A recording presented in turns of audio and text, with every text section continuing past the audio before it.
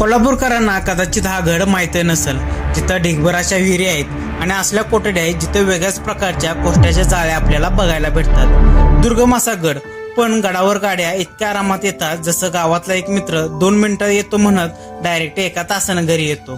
300 वर्ष झाली पण तटबंदी अजून जशीच्या तशी उभी आहे, जणू कालच काम कंप्लीट केलं. या 1667 मध्ये छत्रपती शिवाजी महाराजांनी हा गड जिंकला होता आणि नंतर हा गड इंग्रजांविरुद्धच्या गडकरी उठावाचा साक्षीदार बनला. तर हा आहे आपला सामानगड फोर्ट.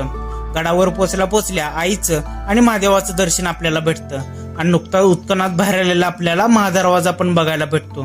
पण खरी भानगड पुढे सुरू होते. गडावर इतकी झाडं आहेत की सूर्यकिरण सुद्धा म्हणत असतील, भाऊ आत यायचं का सोडून द्यायचं. आणि मग दिसते आपल्याला विहिरीतली विहीर. म्हणजे त्या काळातले लोक सुद्धा बॅकअप घेऊन चालायचे.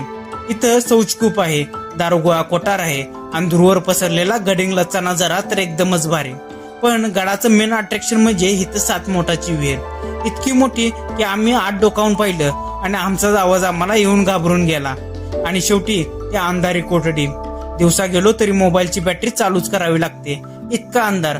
भाऊ तिथं 5 मिनिटं उभं राहिलो आम्ही स्वतःला विचारत होतो, आपण ब्लॉग करायला आलोय की हॉरर मूवीचं शूट करायला आलोया. कोल्हापुरातला हा गड तुम्हाला कसा वाटला नक्कीच आम्हाला कमेंट सेक्शन मध्ये कळवा.